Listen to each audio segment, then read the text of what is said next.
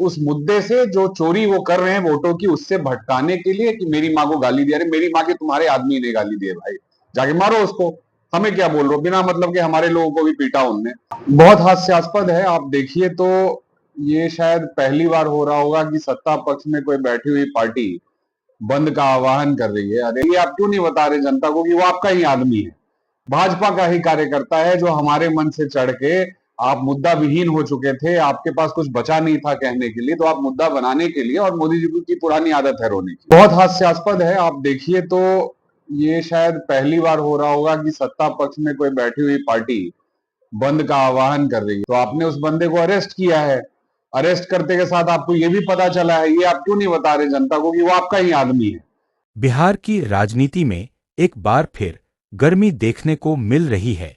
प्रधानमंत्री नरेंद्र मोदी की मां को लेकर आपत्तिजनक शब्दों का इस्तेमाल होने के बाद भारतीय जनता पार्टी ने बिहार बंद का आह्वान किया है। वहीं कांग्रेस के युवा नेता शशांक शेखर ने भाजपा पर सीधा हमला बोला है।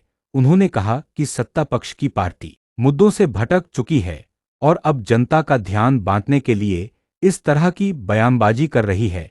शशांक शेखर ने यह भी स्पष्ट किया कि जिस व्यक्ति को आपत्तिजनक टिप्पणी करने के आरोप में गिरफ्तार किया गया है वह कांग्रेस का नहीं बल्कि भाजपा से जुड़ा हुआ व्यक्ति है।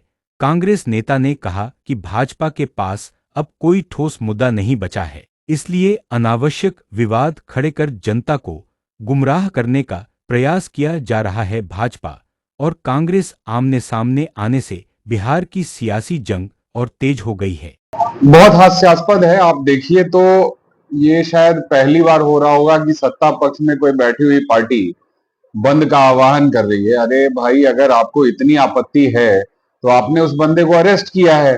अरेस्ट करते के साथ आपको ये भी पता चला है, ये आप क्यों नहीं बता रहे जनता को कि वो आपका ही आदमी है, भाजपा का ही कार्यकर्ता है, जो हमारे मन से चढ़ के, आप मुद्दा विहीन हो चुके थे, आपके पास कुछ बचा नहीं था कहने के लिए, तो आप मुद्दा बनाने के लिए, और मोदी जी की पुरानी आदत है रोने की, तो अलग अलग जगह जाके अलग अलग तरीके से रोते हैं कि मुझे गाली दी।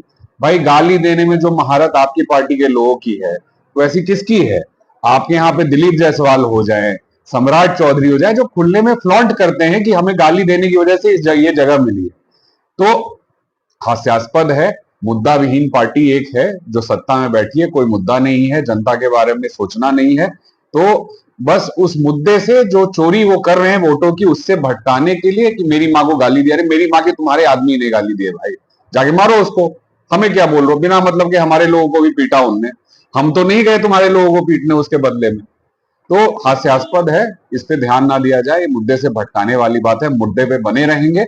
वोटों की जो चोरी है वो रोकने के लिए हम तत्पर हैं, और आप देखिएगा कुछ समय में एक और धमाका होने वाला है।